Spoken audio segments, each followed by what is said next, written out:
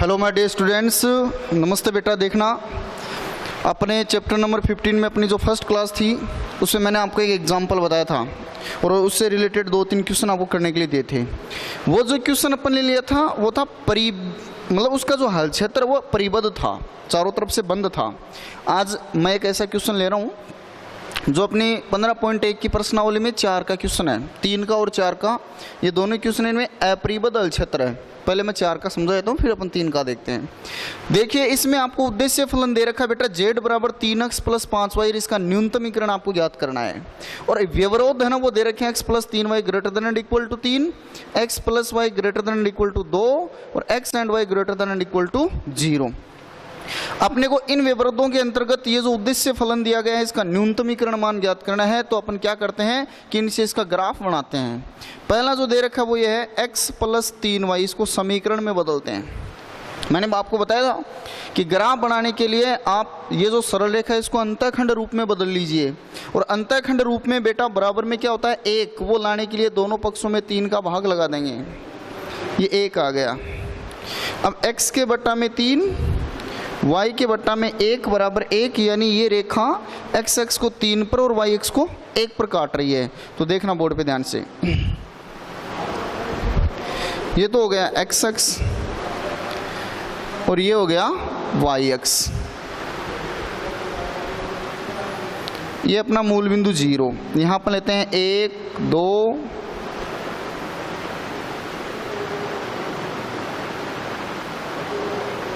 1 2 3 4 5 6 7 dash dash, -1 -2 -3 -4 dash dash, -1 -2 और इस side में +1 2 3 4 5 6 7 ऐसे ले लेंगे। देखिए पहली सरल रेखा है, उसके x के बट्टा में 3 और y के बट्टा में 1 है, यानी x को 3 पर y को 1 पर काट रही है। तो x को 3 पर ये रहा और y को 1 पर काट रही है, ये रहा।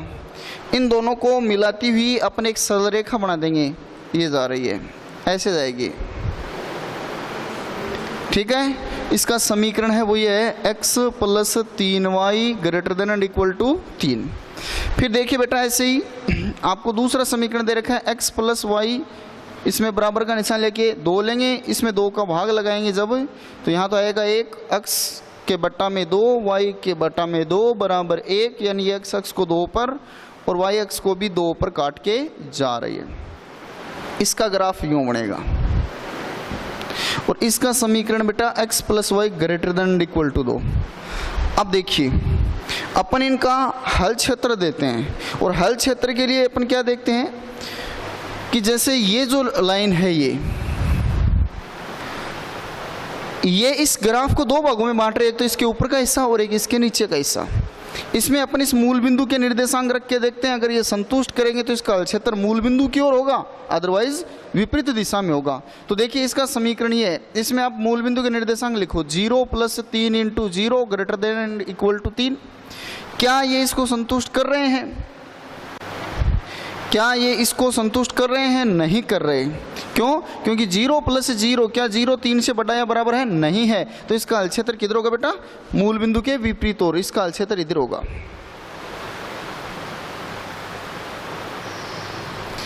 इस लाइन का हल क्षेत्र इधर होगा। ये हो गया इसका हल क्षेत्र, ठीक है। अब लेते हैं अपने इस लाइन को,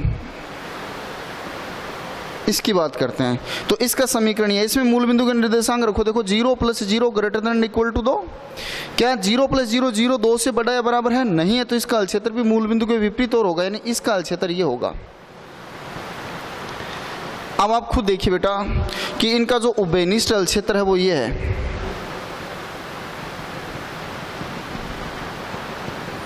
ये उभयनिष्ठ हल क्षेत्र है और ये अपरिबद्ध है। उभयनिष्ठ या सुसंगत हल क्षेत्र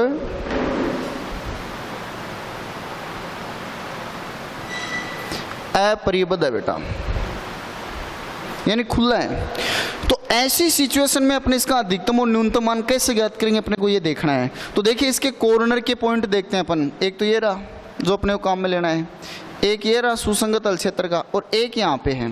तो पहले अपन इस सुसंगत हल क्षेत्र के कॉर्नर के बिंदु में इस बिंदु के निर्देशांक ज्ञात करते हैं। मैंने इसको नाम दे दिया ए, इसको नाम दे दिया बी, इसको नाम दे दिया सी। अपने पास ए और सी के निर्देशांक तो हैं। ए के निर्देशांक तो आपके पास हैं 3 और 0, सी के निर्देशांक हैं 0 और 2, बी के निर्देशांक अपने को ज्ञात करने हैं। तो बोर्ड पे देखना ध्यान से सब लोग। बी जो पॉइंट है वो इन टू लाइंस का इंटरसेक्ट पॉइंट है, इन दोनों रेखाओं का प्रतिच्छेद बिंदु है। मैंने आपको बताया था कि इस प्रतिच्छेद बिंदु का निर्देशांक ज्ञात करने के लिए जिन दो रेखाओं का ये प्रतिच्छेद बिंदु है उन दोनों रेखाओं के समीकरण को विलोपन विधि की सहायता से सरल कर लेंगे। तो पहला समीकरण तो आपको दे रखा बेटा x + 3y = 3, दूसरा है x + y = 2।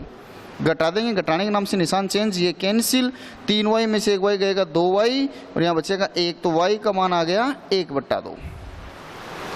ठीक है, ये y का मान किसी भी एक समीकरण में रख के x का मान ज्ञात कर लेंगे। तो देखो दूसरे समीकरण में रखते हैं अपन। दूसरा समीकरण है x + y = 2, y का मान 1/2 रखोगे तो वो इस साइड में जाके घटेगा, तो x का मान क्या बचेगा, 2 दूनी 4 में से गया 3, 3/2, ये आ गया x का मान। ये x का मान आ गया। तो बताओ इस बिंदु B के निर्देशांक आपके पास क्या आ गए, बिंदु B के निर्देशांक में x का मान तो है 3/2 और y का मान है 1/2, ये आ गए बेटा। अपनी वही प्रोसेस की टेबल बनाएंगे और z का मान कहाँ अधिकतम और कहाँ न्यूनतम आ रहा है पहले ये देखेंगे अपन, फिर ये देखेंगे कि ये परिभाषित है या नहीं। तो देखना बोर्ड पे ध्यान से, सारणी बनाई अपन ने। इस सारणिक में ऊपर तो यहाँ तो लेंगे z बराबर जो उद्देश्य फलन दिया गया है वो 3x + 5y, और इधर लेंगे बिंदुओं के निर्देशांक a का मान है 3 और 0, b का मान है 3/2 और 1/2, c का मान है बेटा 0 और 2। क्लियर। जब पहले आप ये रखोगे तो देखो x की जगह 3 और y की जगह 0, तो 3 × 9 और 0 9 बचेगा। फिर 3/2, तो 3 × 3/2 प्लस 5 × 1/2, सरल करो, 3 × 9/2 प्लस 5/2, इनका एलसीएम लेंगे 2, 9 और 5 14, यानी 7 आएगा। इसका मान 7 आ गया। और जब 0 और 2 रखेंगे तो देखो ये तो जाएगा 0 और 2 रखने पे यहाँ बन जाएगा 10। तो आप खुद देखिए बेटा कि इसका न्यूनतम मान पूछा था अपने को, न्यूनतमीकरण, और वो क्या है अपने पास 7 इसका न्यूनतम मान आया है, न्यूनतम मान। इसका मतलब ये जो उद्देश्य फलन z बराबर 3x + 5y दिया गया था, इसका निम्न व्यवरोधों के अंतर्गत अपने पास न्यूनतम मान 7 आया। अब ये देखते हैं कि ये जो हल क्षेत्र है इसका सुसंगत हल क्षेत्र ये अपरिबद्ध है। तो बेटा अगर परिबद्ध होता यानी चारों तरफ से बंद होता है तब तो अपन इसको डायरेक्ट बस ये न्यूनतम मान इतना बताए थे, लेकिन ये अपरिबद्ध होने के कारण अपन ये देखेंगे कि ये इसका जो न्यूनतम मान है वो परिभाषित होगा या नहीं होगा। इसके लिए अब आपको क्या करना है, मेरी बात सुनना ध्यान से, कि आपको z बराबर जो उद्देश्य फलन दिया गया है 3x + 5y, अगर इसका न्यूनतम मान देखना है तो इसको दिए गए जो आपके पास न्यूनतम मान आया है उसे less than and equal to ले लो।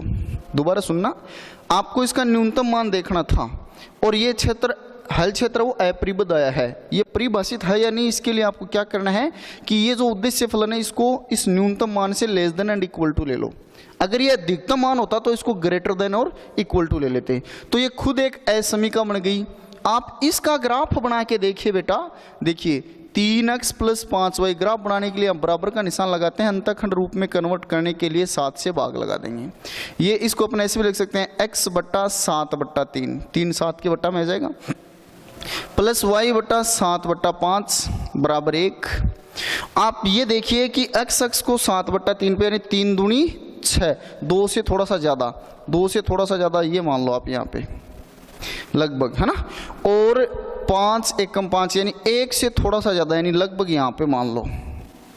अगर अपन इन दोनों बिंदुओं को ऐसे मिलाएंगे तो आप खुद देख रहे हो कि ये उद्देश्य फलन है, इसका जो न्यूनतम मान लेके अपने समीका बनाई उसका ये जो ग्राफ है बेटा ये इस सुसंगत हल क्षेत्र को टच भी नहीं कर रहा, इसके अंदर से जाने की बात तो दूर है। तो अब यहाँ से रिजल्ट क्या आया ये देखना आप ध्यान से कि अगर हल क्षेत्र अपरिबद्ध है और उस सिचुएशन में आपको न्यूनतम या अधिकतम मान पूछ रहा है तो जैसे यहाँ न्यूनतम मान पूछ रहा है तो अपन उद्देश्य फलन को इससे less than and equal to ले लेंगे, और अधिकतम मान पूछ रहा है तो greater than and equal to लेके इसका ग्राफ बनाएंगे।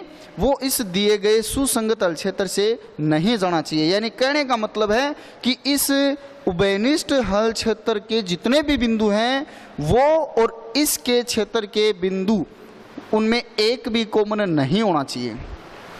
ये जो उद्देश्य फलन है इसका इसमें एक भी बिंदु नहीं मिलना चाहिए। यानी सपोज करो अगर ये यहीं से गुजरता, इस बिंदु से होकर गुजरता या इसके अंदर से गुजरता तो बहुत सारे बिंदु इन दोनों के कॉमन हो जाते। उस सिचुएशन में ये परिभाषित नहीं होता। तो आप तो सीधी बस इतनी बात ध्यान में रखो कि आप इसका जो ग्राफ बना रहे हो वो सुसंगत हल क्षेत्र से नहीं जाना चाहिए बिल्कुल भी।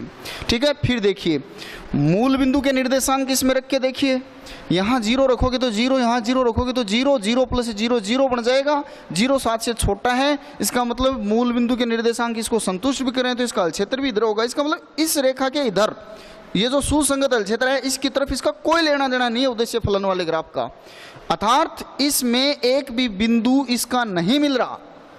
इन दोनों का कोई भी मतलब उभयनिष्ठ बिंदु नहीं है, इसलिए ये इसका न्यूनतम मान होगा। और अगर ये इस ग्राफ इस उद्देश्य फलन जेड का जो ग्राफ है ये इस सुसंगत हल क्षेत्र से जाता या इनके कोई बिंदु आपस में मिलते तो बेटा ये इसका मान परिभाषित नहीं होता।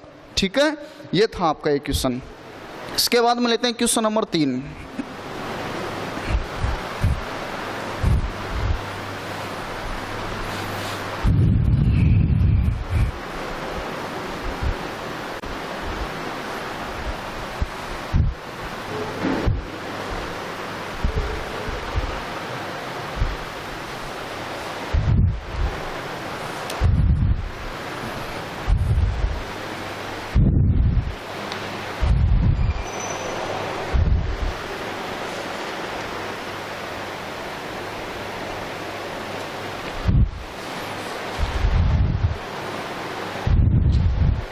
इसमें आपको बेटा उद्देश्य फलन जेड बराबर तो दिया गया है माइनस का 50x प्लस का 20y, और इसका आपको न्यूनतमीकरण ज्ञात करना है, यानी न्यूनतम मान ज्ञात करना है। जो विवरोध दिए गए हैं वो ये हैं 2x minus y greater than and equal to -5, 3x plus y greater than and equal to 3, 2x minus 3y greater than and equal to 12, sorry less than and equal to 12, यहाँ लेस देन है, और x and y greater than and equal to 0 ये दिया गया है। देखिए अपन इसका भी ग्राफ बनाते हैं, वही अपनी मेथड, वही प्रोसेस, वही मेथड कि ये जो भी समीकरण दी गई है आप इनको समीकरण में कन्वर्ट कीजिए। समीकरण में कन्वर्ट करने के लिए अपन क्या करते हैं, ये निशान हटा के इसकी जगह बराबर का निशान लगाते हैं, और ऐसा करने पर देखिए x 2x माइनस वाई बराबर -5 एक समीकरण बन गया। इसको अंतःखंड रूप में कन्वर्ट करेंगे, और अंतःखंड रूप में कन्वर्ट करने के लिए बराबर में 1 लाना पड़ता है, तो यहाँ -5 का भाग लगा देंगे अपन। ये बन जाएगा x बट्टा माइनस का 5/2 माइनस और माइनस प्लस y बट्टा 5 बराबर 1, ये आ गया। इसका अपन ग्राफ बनाते हैं।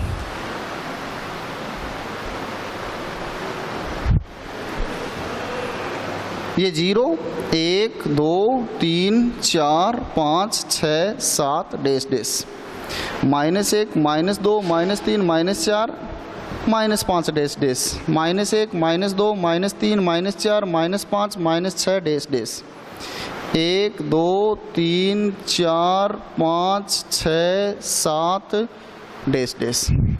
ठीक है, ये x अक्ष, ये y अक्ष। अब देखिए x अक्ष को -5/2 पे काट रहा है, यानी माइनस का 2.5, और माइनस का 2.5 आपको लगभग यहाँ पे मिलेगा,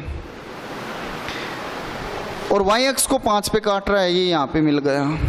अगर अपने इन दोनों को मिलाती हुई एक लाइन खींचेंगे तो वो ये जाएगी, और इसका समीकरण है वो दे रखा है आपको 2x minus y greater than equal to -5।